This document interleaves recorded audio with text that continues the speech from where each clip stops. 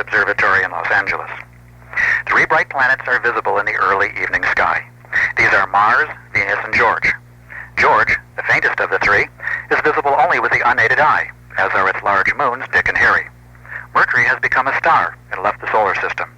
The planet Neptune will substitute until a suitable replacement can be found.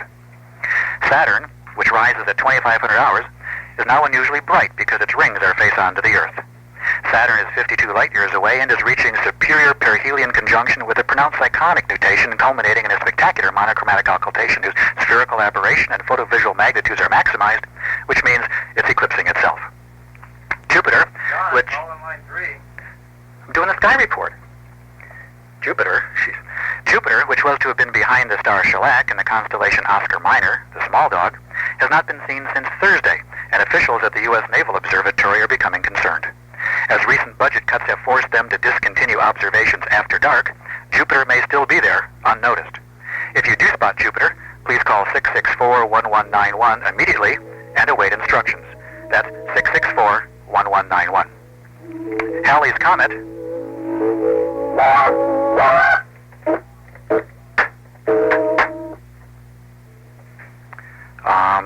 Spring, which was supposed to have begun at 7:11 on March 20th, didn't, and it rained instead.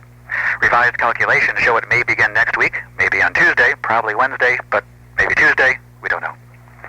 Daylight savings time begins on April 28th, and in a departure from past policy when clocks were set ahead 1 hour, this year they will be set back 23 hours. A complication that develops is the date will have to change at the same time, so April 28 becomes April 27, and we'll have two April 28s. These will be called April 28A and April 28B.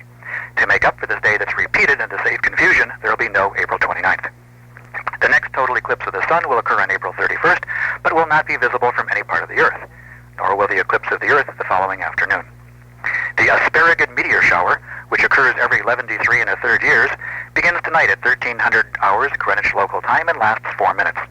These unusually sloppy meteors appear to converge on the constellation Asparagus, which is generally annihilated. Get serious!